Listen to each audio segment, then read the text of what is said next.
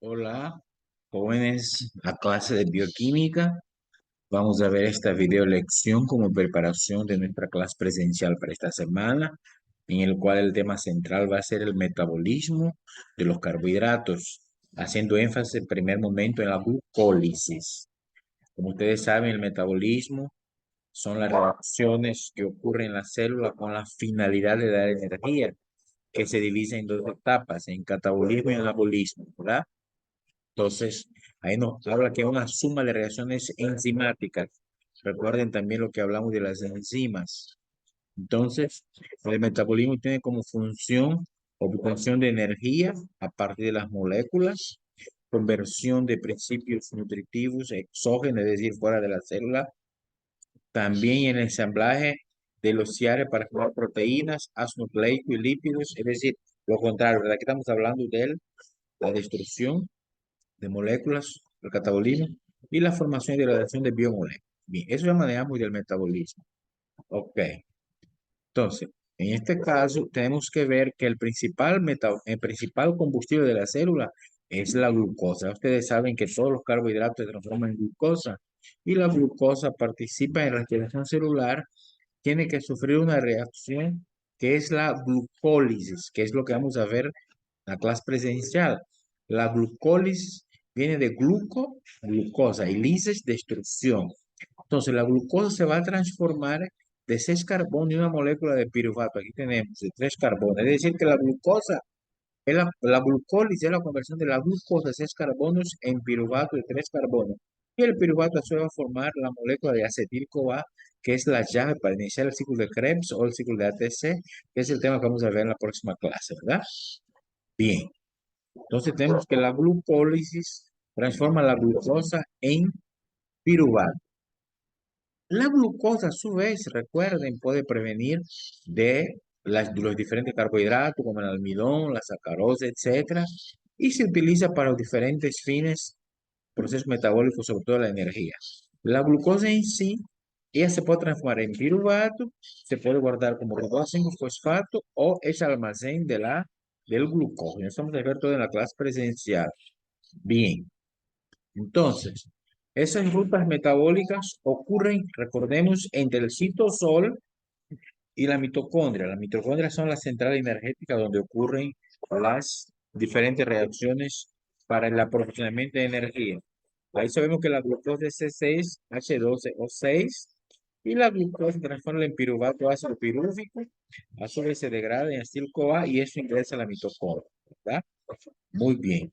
Entonces, ¿qué es lo que va a salir de ahí? Dióxido de carbono y agua. Al final del todo se va a transformar en dióxido de carbono y agua, con liberación de la molécula de ATP, que era el trifosfato. Vamos a hablar en el foro. Es la glucólisis, ¿verdad? Ok.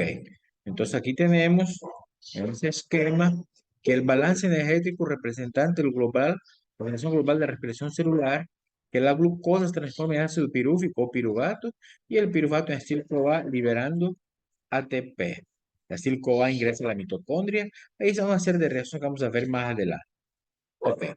Ahora, la glucosa tiene una serie de reacciones, son 10 reacciones para transformarse en piruvato. Tenemos la primera fase preparatoria, la fase de producción de energía y para la contracción muscular, la utilización de acetil-CoA. Ok, entonces, la glucosa, ese esquema está muy bueno. La glucosa, ¿verdad? Se transforma en dos moléculas de piruvato. Aquí dice, mediante 10 reacciones, transforma en dos moléculas de piruvato. Ahora, hay la glucólisis puede darse en condiciones anaerobias. ¿Qué cosa en condiciones anaerobias? En ausencia de oxígeno. O en condiciones aerobias cuando hay oxígeno. Entonces, en condiciones anaerobias, ¿verdad? Va a haber una fermentación que es la fermentación alcohólica. Y en condiciones aerobias va a formar el lactato, que es la conversión del lactato que sirve para la contracción muscular. Pero en condiciones aerobias también se libera el carbono y forma el acetil-CoA. Vamos a ver más adelante la importancia del acetil-CoA. Ok, ahora bien, después que nosotros, escuchen bien, después que nosotros miremos la clase presencial, yo voy a habilitar un foro para que ustedes participen del foro, ¿no? ¿Qué es lo que vamos a hablar en el foro? Primero quiero que hablemos de la molécula de ATP. el ATP, la moneda emergente de la célula, adenosín trifosfato. Ustedes van a investigar cuáles son las rutas de forma. Primero, cuál es su composición química, qué es lo que tiene el ATP, de qué está formado, son químicos. Después, cuáles son sus rutas de formación, las reacciones para formar ATP, que son la oxidación a nivel de sustrato y la fosforilación oxidativa, ¿verdad? Es decir, de manera directa e indirecta. Vamos a ver bien la clase presencial. Esa es la primera parte del foro. Y la segunda parte me va a hablar de los precursores metabólicos. ¿Qué son precursores metabólicos?